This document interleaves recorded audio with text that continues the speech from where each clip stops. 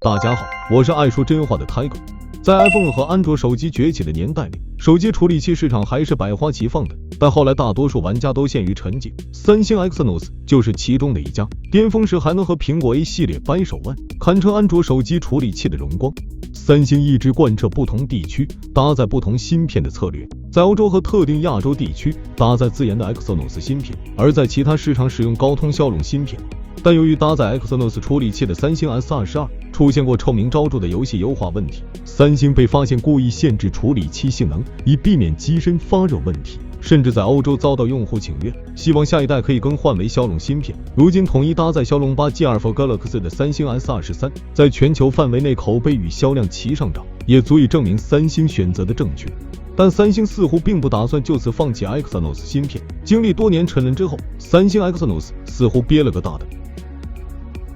Exynos 芯片回归。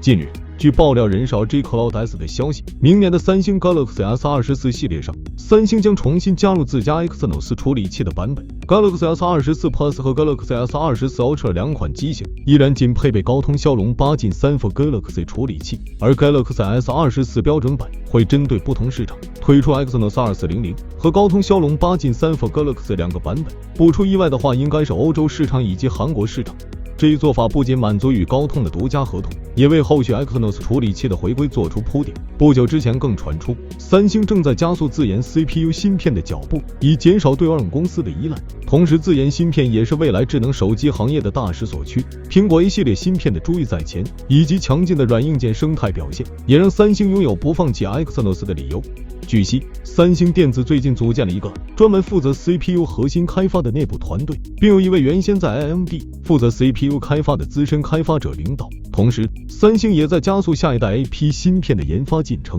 其系统 ISI 业务部门去年底成立了一个 AP 解决方案开发团队，与移动体验业务部门合作，推进下一代先进研究和 AP 优化工作。三星 S24 系列基础版或将搭载 Exynos 2400芯片，该芯片组的图形处理单元拥有6组处理器工作组，每组又有2个计算单元，而 Exynos 2200所配备的 Sclipus 920 GPU 则只有3个计算单元，可见 Exynos 2400芯片堆料之足。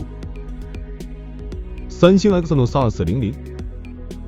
另一位爆料人士 Ravagans 则带来了三星 Exynos 2400的详细规格。Exynos 将采用三星4纳米 SF4P 工艺量产，搭载适合 CPU 处理器核心包括4个集群，超大核心是一颗 3.1 GHz 的 Cortex X4 核心，大核心则包括2颗 2.9 GHz 的 IRMV9 Cortex A720 核心，3颗 2.6 GHz IRMV9 Cortex A720 核心，小核心是4颗 1.8 GHz IRMV9 Cortex A520 核心。GPU 方面，不久前三星刚和 AMD 延长了 IP 授权合作，因此 Exynos 将继续搭载 AMD 的 RDNA2 GPU， 名为 Sclipus 940。爆料指出，其有6组处理器工作组，每组有2个计算单元，有12个 CPU， 这相当于768SP、48TMU 和32OP。其他详细规格方面， Exynos 2400支持 UFS 4.0 存储， 8.5GB PSLPDDR5X 内存，高达 3.2 亿像素的 ISP，